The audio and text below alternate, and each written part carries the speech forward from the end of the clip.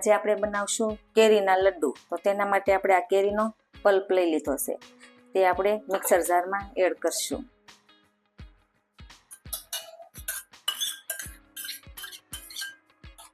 એક વાટક્યો આપણે પલ્પ લીધો છે, તો તેની સામે આપણે એક વાટક્યો ટોપરું લેશું. તો ટોપરું આપણે ખમણેલું તૈયાર લીધું છે, તેની અંદર આપણે ખાંડ એડ કરશું ગળપણ માટે. અને માવા જેવો સ્વાદ આપવા માટે આપણે મિલ્ક પાવડર એડ કરશું. આને આપણે પીસી લેવાનું છે. આપણે હવે પીસી લીધું છે, તો આ રીતનું આપણે બેટર તૈયાર થઈ ગયું છે. તો આની અંદર આપણે એક ચમચી નાખશું દૂધની મલાઈ.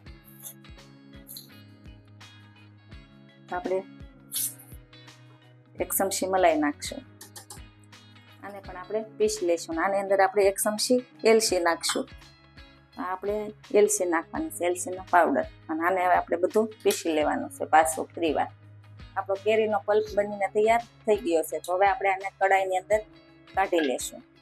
બધો પલ્પ આપણે કડાઈની અંદર કાઢી લીધો છે. જો બરાબર મિક્સ થઈ ગયો છે. તો હવે આપણે આને ગેસ ઉપર મૂકવાનો છે. તો આપણે ગેસ શરૂ કરશું. તેની ઉપર આપણે મૂકી દઈશું. અને ગેસ હાવ ધીમો રાખવાનો છે. ધીમા ગેસે આપણે આને હલાવતું રહેવાનું છે, જ્યાં સુધી હાવ કડક થઈ જાય ત્યાં સુધી. આ રીતના આપણે સતત હલાવતા રહેવાનું છે, કારણ કે આમાં દૂધનો પાવડર એડ કર્યો છે, એટલે નીચે ચોંટી ન જાય. એટલા માટે આપણે સતત હલાવતા રહેવાનું છે.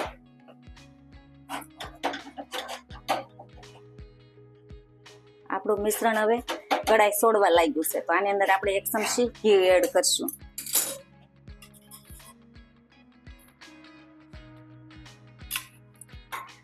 ગેસ આપણે સહેજ અમથો વધારશું. હવે આપણું મિશ્રણ બનીને તૈયાર થઈ ગયું છે. તો હવે આપણે ગેસ બંધ કરી દઈશું અને આને આપણે નીચે ઉતારી લઈશું. અને આને આપણે હવે ઠરવા દેવાનું છે. ઠરે પછી આપણે લાડુ વાળશું. આપણું મિશ્રણ ઠરી ગયું છે. તો હવે આપણે આના લાડુ વાળી લઈશું.